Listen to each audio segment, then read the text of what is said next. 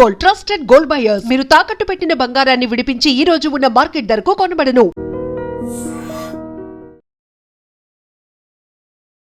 నమస్తే, welcome to I dream talking point with కవిత.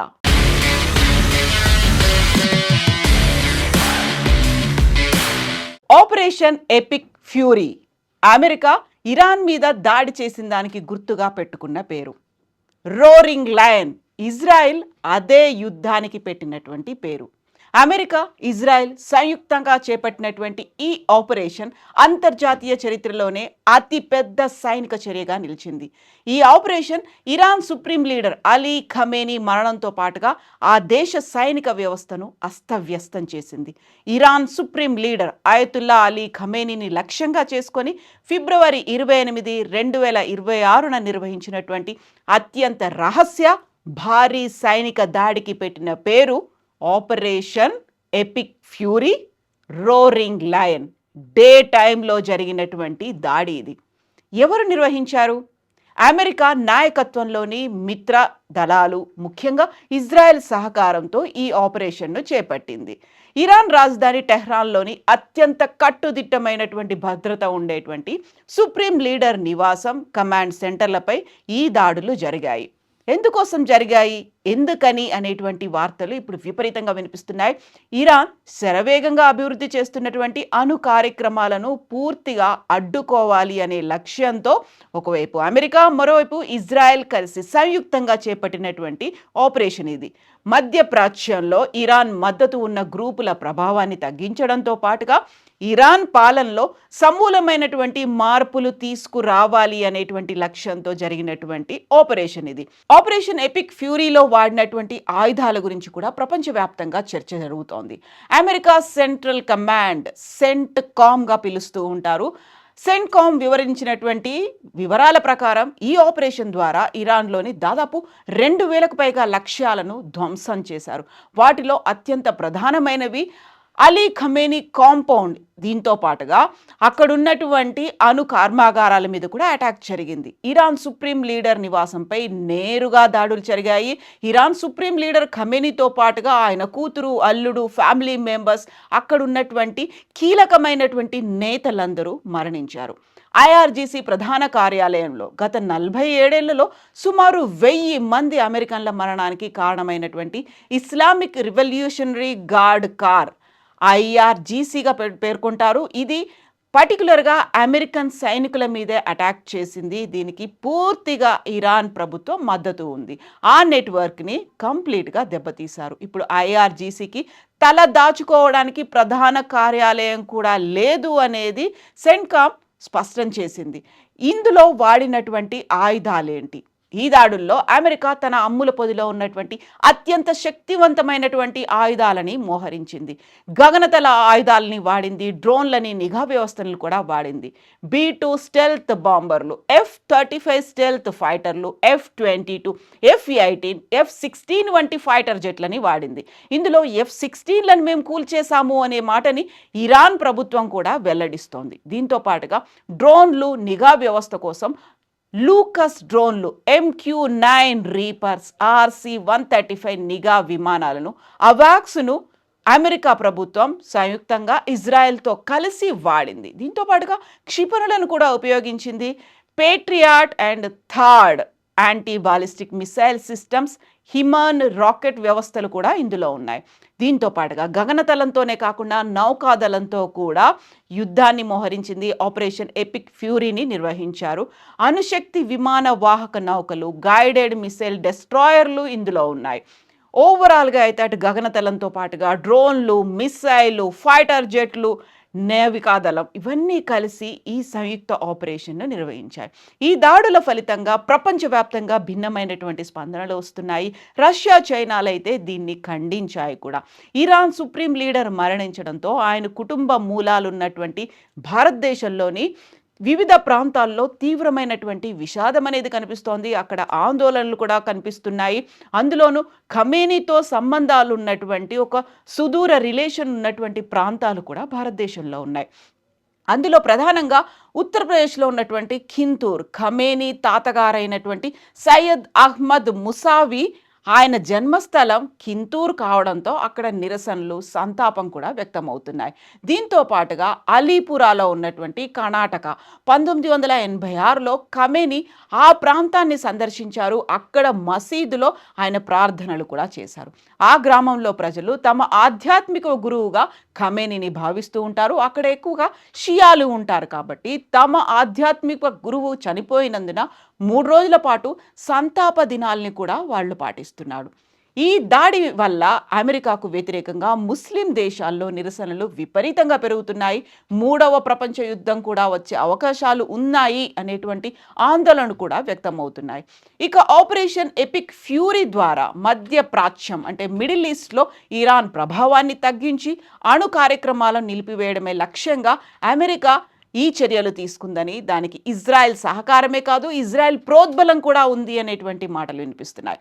అయితే ఇది ముస్లిం దేశాల్లో తీవ్ర ఆగ్రహానికి దారితీసి 3వ ప్రపంచ యుద్ధం వైపు దారి తీస్తుందేమో అనేటువంటి ఆందోళనలు కూడా వ్యక్తమవుతున్నాయి. ఆపరేషన్ ఎపిక్ ఫ్యూరీ ఇది అమెరికా పెట్టుకున్న పేరైతే ఆపరేషన్ లయన్స్ రోర్ లేకపోతే రోరింగ్ లయన్గా ఇజ్రాయెల్ పిలుస్తోంది.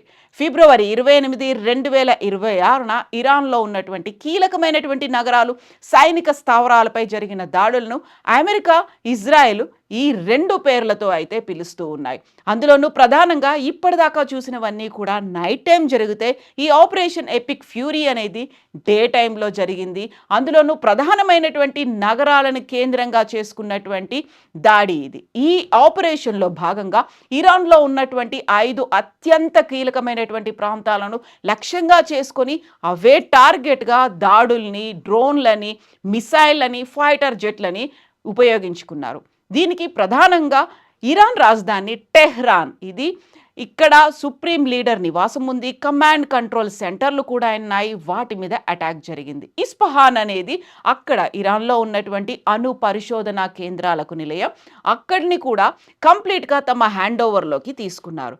ఖోమ్ మతపరమైనటువంటి వ్యూహాత్మక ప్రాముఖ్యం ఉన్నటువంటి నగరం ఇది. చాలా కీలకమైనటువంటి ప్రాముఖ్యత ఉన్నటువంటి నగరం ఇరాన్లో ఉంటుంది. ఇక క్షిమరి తయారీ కేంద్రాలు ఉన్నటువంటి ప్రాంతం ఖరాజ్. దీంతో పాటుగా సైనిక, వైమానిక స్థావరాలు ఉన్నటువంటి చోటు కెర్మాన్ షా. ఈ 5 ప్రధాన లక్ష్యాలుగా అమెరికా, ఇజ్రాయెల్ కూడా దాడుల్ని చేశాయి. బట్ ఆపరేషన్ మెయిన్ టార్గెట్ ఏంటి? అమెరికా పెంటగాన్తో పాటుగా ఇజ్రాయెల్ రక్షణ దళాలు ఈ దాడుల వెనుక 3 ప్రధాన ఉద్దేశాలను ప్రకటించాయి. అందులోనూ పర్టికులర్గా for the first time and అన్నిటికంటే ముఖ్యంగా కనిపిస్తోంది ఇరాన్ అభివృద్ధి చేస్తున్న అణు ఆయుధ తయారీ సామర్థ్యాన్ని పూర్తిగా తుడిచిపెట్టాలి అనేది. ఒకవేళ ఇరాన్ చేతిలో కనుక అణు ఆయుధాలు ఉన్నట్టయితే అది అమెరికాని, ఇజ్రాయెల్ని కూడా మించిపోతుంది అనేటువంటి భావన కలిగింది. దీంతో పాటుగా Iran supreme leader and IRGC Islamic revolutionary guard corps ఉన్నత స్థాయి అధికారులను లక్ష్యంగా చేసుకున్నారు. ఇక థర్డ్ వన్, ఇరాన్ క్షిపణి వ్యవస్థలు, నౌకాదళాన్ని నిర్వీర్యం చేయడం అనేది 3 ప్రధాన టార్గెట్లుగా ఈ అటాక్స్ జరిగింది. ఈ దాడుల్లో Iran supreme leader Ayatollah Ali Khamenei మరణించినట్లుగా ఇరాన్ ప్రభుత్వంతో పాటుగా అంతర్జాతీయ వార్తా సంస్థలు అయినటువంటి అల్ జజీరా కూడా ధృవీకరించింది. ఇదే మాటని అటు అమెరికా చెప్పింది, ఇజ్రాయెల్ కూడా అనౌన్స్ చేసింది. దానికి సంబంధించి ఖమేనీ ఫోటోల్ని కూడా విడుదల చేశారు. అయితే దీనికి ప్రతిచర్యగా ఇరాన్ ఆపరేషన్ ట్రూ ప్రామిస్ 4 అనేటువంటి ఒక పేరుతో ఇజ్రాయెల్, అమెరికా స్థావరాలపై క్షిపణి దాడులను కూడా ప్రయోగించింది. ఇరాన్పై అమెరికా, ఇజ్రాయెల్ జరిపినటువంటి సంయుక్త ఆపరేషన్ ఎపిక్ ఫ్యూరీ ప్రపంచ సైనిక చరిత్రలో అత్యంత భారీ వైమానిక దాడుల్లో ఒకటిగా నిలిచిపోతోంది అనేది.